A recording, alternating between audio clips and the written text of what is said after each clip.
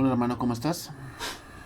Qué bueno que has dispuesto tu corazón y que Dios te ha dado la vida y la fuerza para seguir estudiando la palabra de Dios. Vamos a orar y vamos a comenzar esta clase. Padre, te damos gracias. Tú eres bueno con nosotros. Nos has dado de tu amor y de tu gracia. Cada día vemos tus grandes obras y cada día vemos tu gran fidelidad hacia nosotros. Te agradecemos todo ello. Bendito seas en nombre de Jesús. Amén. Bien, hermanos, clase número 6 de la materia, la segunda carta a los Corintios, trimestre número 1 de esta materia.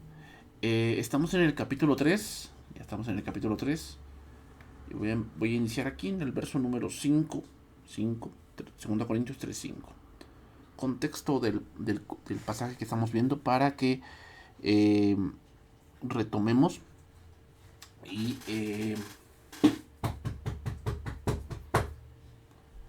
podamos seguir eh, estudiando. Venimos hablando que Pablo tenía planes de ir a Corinto y después pues empezó a recibir noticias de cómo estaba la iglesia con la carta que le había enviado. Después de eso, Pablo ahora pone en claro que él es ministro de un nuevo pacto. ¿Okay? Y además que pues él no necesita cartas de recomendación. ¿Por qué? Bueno, pues porque la muestra de que él era un siervo de Dios será la iglesia. 2 Corintios 3:5. No que seamos competentes por nosotros mismos para pensar algo como de nosotros mismos, sino que nuestra competencia proviene de Dios. Aunque tenemos confianza de que Dios va a cambiar el corazón de las personas, todo absolutamente de Dios, nuestra capacidad proviene de Dios. Es decir, aquí capacidad tiene que ver con el entendimiento del evangelio que había tenido Pablo. Recordemos que Pablo, cuando él creyó, por un tiempo se fue a Arabia a estudiar. Eso dice la epístola a los Gálatas. Se fue un tiempo a Arabia y allí entendió con el Antiguo Testamento y con ya la venida de Cristo todas esas figuras y todo eso que Dios había dado para en misterio para ahora revelarlo a través de Cristo. Entonces, esa competencia se refiere al entendimiento del Evangelio. Y esa competencia que Pablo tenía no era por él mismo, como los judaizantes lo presumían al hacer obras, sino que era algo que venía de Dios. Pablo con esto pone en claro que lo que da la autoridad y la capacidad no es que tengas un papel firmado por alguien o que te hayan bautizado en el río Jordán, sino más bien es el de lo alto, que Dios mismo te pone y Él mismo te da la autoridad para hacer la obra de Dios. Es decir, hermanos, cuando Dios te llame a un lugar de autoridad dentro de la congregación, la manera en que tú vas a ejercer y que Dios y que la gente va a ver que Dios de verdad te ha llamado no es por lo mucho que grites o por lo mucho que regañes o porque eres muy, ¿cómo decirlo? Eres muy duro, ¿no? En todas las cosas, inflexible. No tiene que ver con eso. Tiene que ver, hermano, con lo servicial. Y tiene que ver con la humildad que tienes ante Dios. ¿Ok? Si tú tienes esa humildad ante Dios y tú buscas de alguna u otra manera, agradar a Dios, sin duda, hermano, Dios te va a confirmar y Dios te va a respaldar. ¿Ok? Dios te va a respaldar. No es necesario que tú, pues respétenme. Y no, no, no. Dios va a hacer eso. Dios va a poner en el corazón. Dice la palabra de Dios que con David, que Dios le iba dando victorias. Y dice que Dios iba poniendo temor en sus enemigos. Y ese temor hacía que no lo atacaran. ¿Por qué? Porque sabían que era muy poderoso. 3:6 de Corintios. El cual asimismo nos hizo ministros competentes de un nuevo pacto, no de la letra, sino del espíritu, porque la letra mata, más el espíritu vivifica, ¿no? Y aquí muchos sacan este verso y diciendo, ya ven, por eso yo no estudio tanto, porque la letra mata. ¿De qué venimos hablando? Pues obviamente venimos hablando del misterio del evangelio, comparándose con los judaizantes que tenían la ley. Entonces aquí la letra mata significa la ley. En el mismo contexto lo dice, ¿no? Competentes de un nuevo pacto, no de la letra, sino del espíritu. Recuerden que el primer pacto se hizo en la sangre de los animales y estaba respaldada por una ley llamada la ley del ojo por ojo, la ley del talión. ¿Qué hoy nos rige? Bueno, la ley de la gracia. Por eso es un nuevo pacto.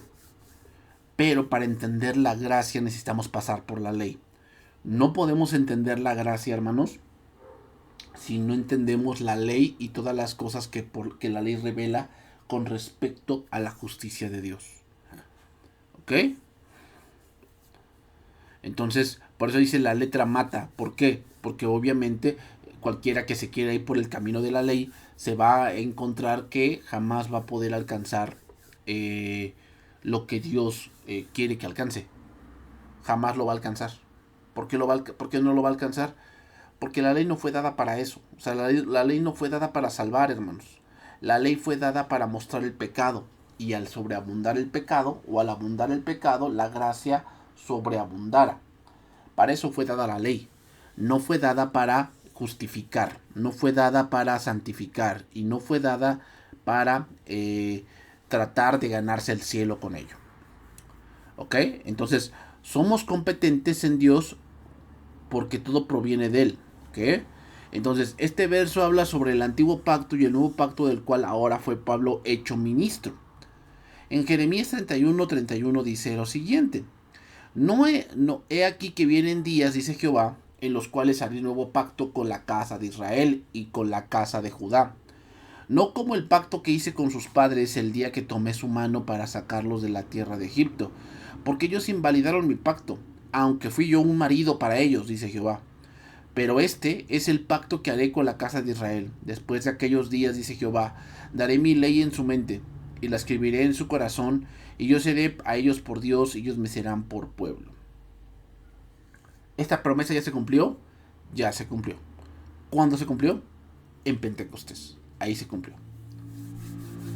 Muchos dirán, bueno, pero ahí dice la casa de Judá y la casa de Israel. Bueno, en la historia sí vemos que la nación se dividió. Sí lo vemos en la historia que se dividió y se llamó, una parte se llamó Efraín o el reino del norte y el otro se llamó Judá o el reino del sur. Pero ustedes piensan que Dios veía eso? O sea, Dios veía dos reinos, ¿no? Dios veía un solo pueblo. El punto era, hermanos, el punto era que ambos llegaron al mismo fin. En diferente tiempo, pero llegaron al mismo fin. ¿Cuál? Deportación. Ahora, recordemos que Israel es una sombra también de lo que habría de venir. ¿Qué es lo que habría de venir? La iglesia. La iglesia habría de venir. Entonces, ¿a quién le ha dado su ley en su mente y la escribirá en su corazón? A los nuevos convertidos. ¿Por qué? Porque la circuncisión es no la de la carne, sino la del espíritu, la del corazón. Eso lo dice Romanos capítulo 3. Y Romanos capítulo 3 dice que los verdaderos israelitas no son los que nacen de Abraham, sino los verdaderos israelitas son aquellos que creen a la manera de Abraham. La ley no está descartada, sino que el Espíritu Santo la utiliza para llevarnos a Cristo. El Hijo de Dios puede obedecer la palabra de Dios, para eso tiene una nueva naturaleza. ¿Ok? Entonces, esta promesa de Jeremías 31:31 ya se cumplió. Continuamos. Y si el ministerio de muerte grabado con letras de piedra fue con gloria, tanto que los hijos de Israel no pudieron fijar la vista en el rostro de Moisés a causa de la gloria de su rostro, la cual había de perecer. Pablo, ahora, hablar de un nuevo pacto es que el antiguo pues ya pasó, ¿no? O sea, hablar de algo nuevo es porque había algo viejo que ha sido reemplazado, ¿ok? Ha sido reemplazado porque el nuevo pues, tiene mejores tal vez dividendos, mejores promesas, mejores, como muchos dirían, prestaciones y cosas así. Dice ahí, traducción viviente, el camino antiguo con leyes grabadas en piedra conducía a la muerte, aunque comenzó con tanta gloria que el pueblo de Israel no podía mirar la cara de Moisés, pues su rostro brillaba con la gloria de Dios, aun cuando el brillo ya estaba desvaneciéndose. ¿Esto pasó cuando? Bueno, cuando Moisés pues descendió del monte Sinaí y ahí vemos eh, como Dios al dar su ley, pues cuando descendió Moisés, vieron esa gloria, pero ya se iba desvaneciendo. Pablo está citando parte del Éxodo, en Éxodo 34, 25 al 35. Dice ahí, no ofrecerás cosa leudada junto con la sangre de mi sacrificio, ni se dejará hasta la mañana nada del sacrificio de la fiesta de la Pascua. Las primicias de los primeros frutos de tu tierra llevarás a la casa de Jehová tu Dios, y no cocerás el cabrito de la leche de su madre. Y Jehová dijo a Moisés, escribe tú estas palabras, porque conforme a estas palabras he hecho pacto contigo y con Israel. Y él estuvo allí con Jehová 40 días y 40 noches, no comió pan ni bebió agua, y escribió en tablas las palabras del pacto, los 10 mandamientos. Y aconteció que descendiendo Moisés del Sinaí con las 2 tablas del testimonio en su mano, al descender del monte no sabía Moisés que la piel de su rostro resplandecía, después que hubo hablado con Dios. Y Aarón y todos los hijos de Israel miraron a Moisés, y aquí la piel de su rostro era resplandeciente, y tuvieron miedo de acercarse a él. Entonces Moisés los llamó, y Aarón todos los príncipes de la congregación volvieron a él, y Moisés les habló. Quiero que vean el pasaje y quiero que vean algunos puntos que son importantes y que de allí se ve lo que es la ley. Número 1 es que la ley hace resplandecer algo. ¿Qué hace resplandecer? Tu culpabilidad. Cuando el hombre se enfrenta a la ley de Dios, lo primero que va a resplandecer en su vida es su pecado. Que él no es digno de acercarse a Dios. Por lo tanto, va a ocurrir la segunda cosa, miedo. Vean, o sea, en vez de que ese resplandor causara en ellos un gran asombro y gloria a Dios, diciendo, no, qué glorioso es nuestro Dios que nos ha mandado la ley y nos ha dado estas pruebas irrefutables de que Moisés, su rostro resplandece. No pasó eso. Lo que ocurrió fue que ellos empezaron a tener miedo. Empezaron a tener miedo. Eso es lo que ocurre, hermanos. La ley produce temor, produce miedo, y ese miedo te va a llevar a que trates de buscar la aprobación de Dios a través de lo que haces. Después se acercaron todos los hijos de Israel, a los cuales mandó todo el que Jehová le había dicho en el monte Sinaí. Y cuando acabó Moisés de hablar con ellos, puso un velo sobre su rostro. Y cuando venía Moisés delante de Jehová para hablar con él, se quitaba el velo hasta que salía. Y saliendo decía a los hijos de Israel lo que él le era mandado. Y al mirar los hijos de Israel el rostro de Moisés, veían que la piel de su rostro era resplandeciente. Y volvió Moisés a poner el velo sobre su rostro hasta que entraba a hablar con Dios. Y es cuando Moisés recibe la parte de Dios, las tablas de ley de piedra, porque mientras Moisés estaba recibiendo la ley de Dios, el pueblo estaba desenfrenado y en lujurias y fornicación. La ley trae la gloria de Dios porque viene de parte de Dios, obvio. Es decir, que trae su gloria implícita. Siempre que hay una manifestación de la gloria de Dios, hay transformación. Nosotros estamos, hermanos, en la presencia de Dios, y cuando estamos obedeciendo es cuando tenemos más enemigos. Entonces ellos no podían ver a Moisés porque sus pecados los acusaban. Entonces, en el caso ahora de nosotros que resplandece, podemos ver otro punto. Por decir, cuando leemos de Esteban en Hechos capítulo 7, podemos ver cómo dice que cuando antes de que él muriera, dice la versión traducción viviente, que su rostro era como el de un ángel. Entonces dice que todos, dice que daban de puñetazos al aire, diciendo que querían matarlo, lo cual hicieron. Y entonces, quiero que vean lo que produce la gracia. La gracia produce que se resplandezca para vida. La ley produce un resplandor para muerte. Sin duda los judaizantes, hermanos, eran gente letrada. O sea, no estamos negando eso. Los judaizantes eran gente estudiada, eran gente que no eran improvisados. No. Eran gente que de verdad sabía. Pero resplandecía eso para muerte. Porque aunque enseñaban tal vez con grandes palabras y grande lógica dentro de su discurso, todo eso que ellos decían a la iglesia de Corinto era puramente muerte. Sigue diciendo, 2 Corintios 3:8. ¿Cómo no será más bien con gloria el ministerio del Espíritu? Dice traducción viviente, ¿no deberíamos esperar mayor gloria dentro del nuevo camino ahora que el Espíritu Santo da vida? La última versión que tenemos allí, la de hasta abajo, es la versión Pablo Benson. Pablo Benson, así se llama esa traducción. Nada más de esa versión, hermanos, nada más está el Nuevo Testamento. Y dice, porque si el ministerio de la condenación fue gloria, mucho más sobrepuja en gloria el ministerio de la justicia. Aquí Pablo no está diciendo en ninguna parte que el Espíritu Santo no se movió ni se manifestó en el Antiguo Testamento. Pablo está diciendo que el Espíritu Santo tiene que ver con el Evangelio, porque es el Evangelio el que transforma los corazones, hermanos. Es el Evangelio. Esto es un misterio muy importante.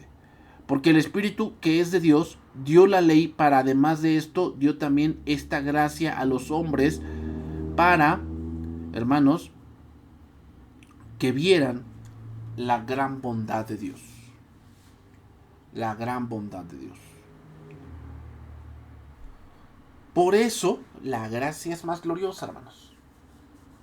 ¿Por qué? Porque la gloria de la ley perece. ¿Dónde perece esa gloria? En la cruz.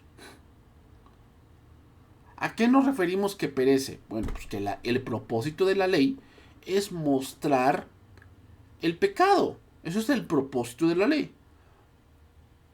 Un creyente que llega a Cristo ha cumplido la ley. Por lo tanto, la ley ya no tiene nada que condenarle. ¿Por qué ya no? Una, porque es inocente. Pero dos, la analogía que puso Pablo en Romanos capítulo 7. Cuando una mujer está casada con otro y está casada y se casa con otra adultera, pero si ésta muere, o si su esposo muere, o si ella muere, es libre de casarse con quien ella quiera. Y eso fue lo que pasó. Morimos con Cristo, resucitamos con Cristo, ya nuestro compromiso con la ley se ha roto por la muerte y ahora estamos libres para casarnos con Cristo. 2 Corintios 3, 9 y 10. Porque si el ministerio de la condenación fue con gloria, mucho más abundará en gloria el ministerio de justificación. Porque aún lo que fue glorioso no es glorioso en este respecto, en comparación con la gloria más eminente. Porque si el antiguo camino que trae condenación era glorioso, ¿cuánto más glorioso es el nuevo camino, que nos hace justos ante Dios? De hecho, aquella primera gloria no era para nada gloriosa comparada con la gloria sobreabundante del nuevo camino. Pablo está considerando aquí el antiguo pacto como el camino de la condenación. Pablo está hablando que la ley solo trajo a conocer la muerte, la condenación porque el hombre es pecador por naturaleza. Es por ello que dice que la ley tenía ese ministerio, pero el ministerio del nuevo pacto es mucho mejor porque no solo se trata de la condenación, hermanos, sino también de la justificación y la regeneración del hombre. Entonces, quiero que entendamos, hermanos, acá, y la epístola a los Gálatas nos abre más el lente con respecto a esta parte de lo que es de lo que es la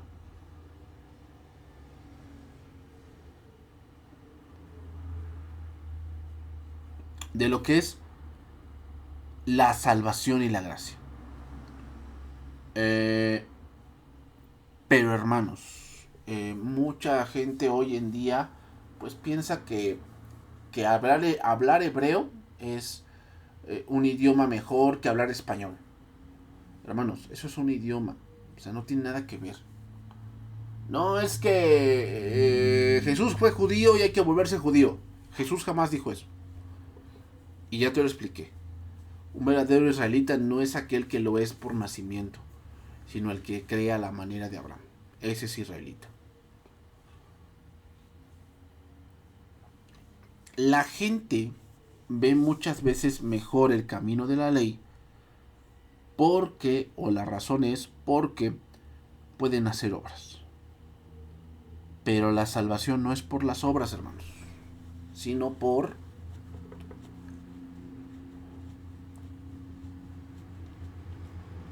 la fe. Por eso, el camino de la justificación o de la justicia es más glorioso. ¿Por qué, hermanos? Pues simplemente porque se nos lleva a Dios. Simplemente por eso. Seguimos allí. Porque si lo que perece tuvo gloria, mucho más glorioso será lo que permanece. Así que dice ahí, si el antiguo camino que ha sido reemplazado era glorioso, ¿cuánto más glorioso es el nuevo que permanece para siempre? O sea, Pablo lo que le está enseñando a los corintios es que deben de distinguir que sí, los judaizantes eran muy elocuentes y que tal vez enseñaban cosas muy... parecía como que algo místico, ¿no? O algo muy sabio. Pero, pero,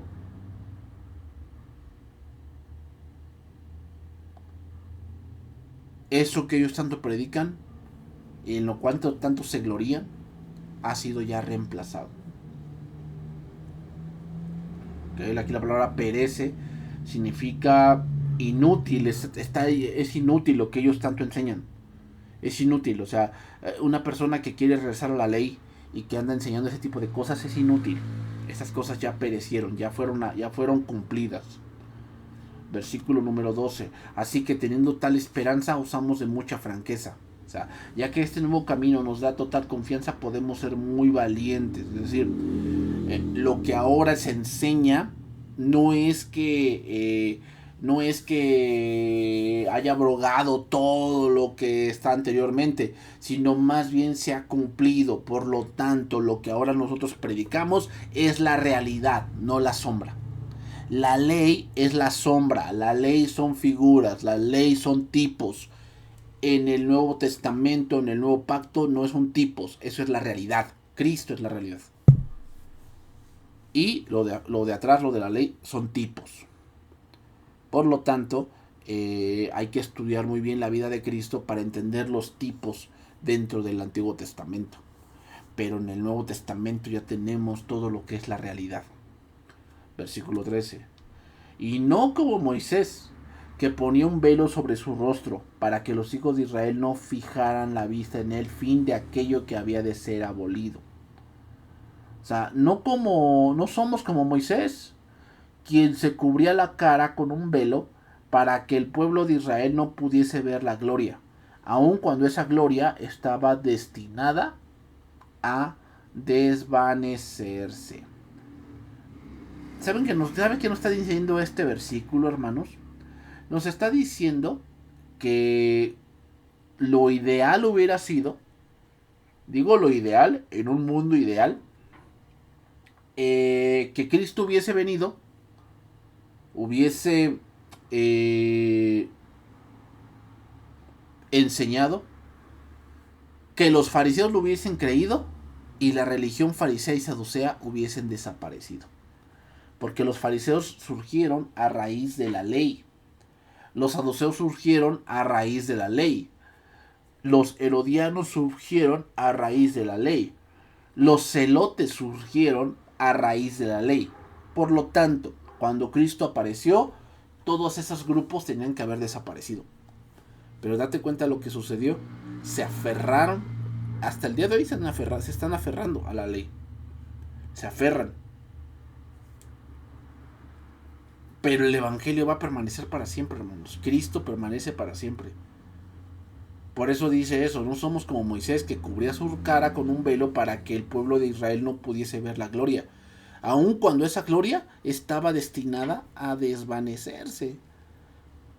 Estaba destinada, así como la ley estaba destinada a desvanecerse, también la gloria del rostro de Moisés estaba destinado a desvanecerse. Y aquí vuelvo a citar el Éxodo. Éxodo capítulo 34, versículo 29 al 35. Y aconteció que descendió Moisés del monte Sinaí con las 2 tablas. Y eso ya lo leímos, ¿verdad?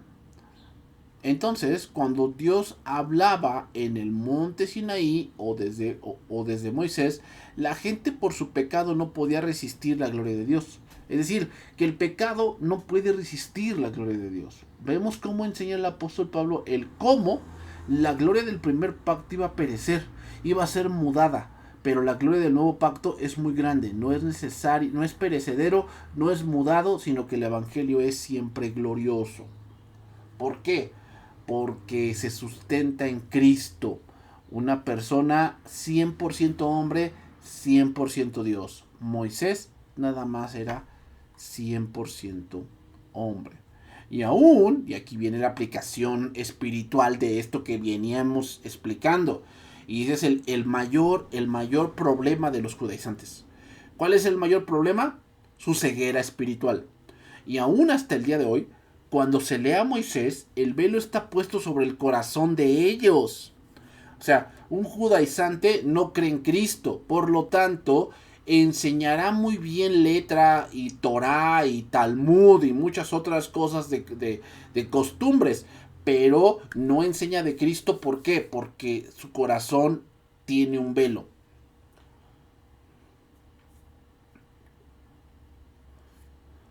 ¿Para qué tiene un velo? Para que no entienda. Entender que Cristo ya es el cumplimiento de lo que en el pasado se había mencionado. Cristo ya es el cumplimiento. Cristo ya es la realidad. Cristo ya es el hoy. ¿Ven que dice la palabra de Dios? Cristo es el mismo ayer y hoy y por los siglos. Nos dice ayer, sí, obviamente entendemos el tiempo al que se refiere, que fue lo que pasó ayer, pero también sabes a qué se refiere, a la ley. Cristo es el mismo ayer, ¿en dónde? En la ley, hoy, cuando se manifestó, y por siempre, cuando Él regrese. O sea, todo, hermano, se conjunta en Cristo. Por lo tanto, los judaizantes también tal vez tenían muy buena dicción y hablaban muy bien o disertaban muy bien de muchas cosas, pero no tenían esa revelación de Cristo. Y ese velo era la razón por la cual ellos no entendían. Pero cuando se conviertan al Señor, el velo se quitará. ¿Quiénes se conviertan? Pues los judaizantes. Los judaizantes de los que están hablando. ¿Ok? O sea, cuando tengan un encuentro con Cristo, como Saulo tuvo un encuentro con Cristo, entonces el velo será quitado. Aquí viene el punto de la competencia, hermanos. Dice, no es porque seamos competentes por nosotros mismos. ¿Por qué? Porque obviamente yo también tenía un velo. Pero cuando tuve un encuentro personal con Cristo, el velo fue quitado.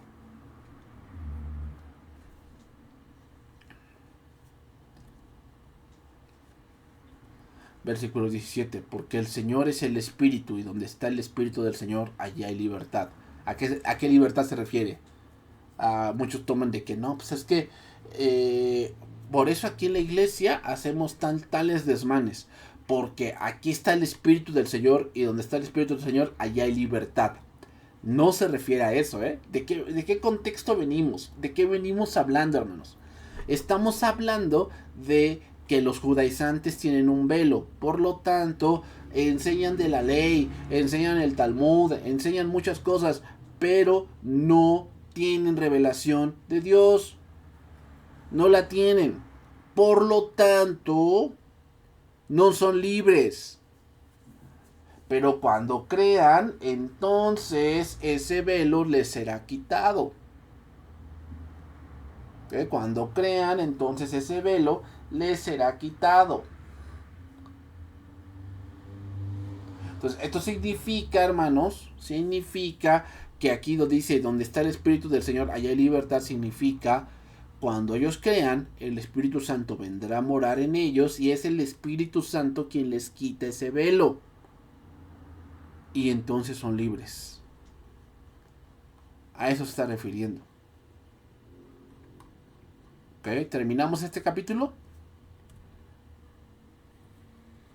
3:18.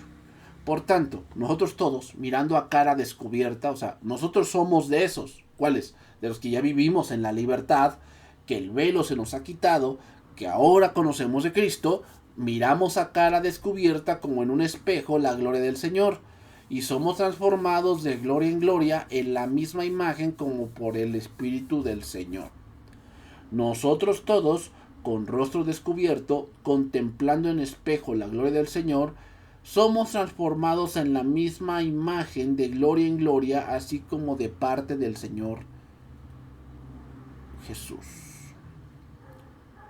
Hoy, a través del Evangelio, vemos la gloria de Dios, pero no completamente, pero no se muestra totalmente por nuestro pecado, porque eso se puede ver toda la gloria de Dios. Muchos podrán hablar de la Biblia, pero no entienden los grandes misterios de la Biblia, porque siempre hay pecado, hay dureza.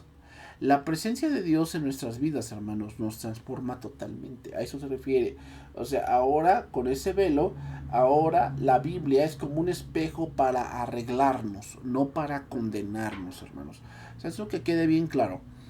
El hecho de que tú te acuerdes de cosas que hiciste y que te avergüencen, no pienses que porque Dios te está condenando. No, es para que tú entiendas y recuerdes de dónde Dios te ha rescatado y sigas mejorando esa parte de tu vida. ¿Cómo? Con la palabra. Con la palabra, hermanos. Entonces, ¿qué podemos concluir de este tercer capítulo?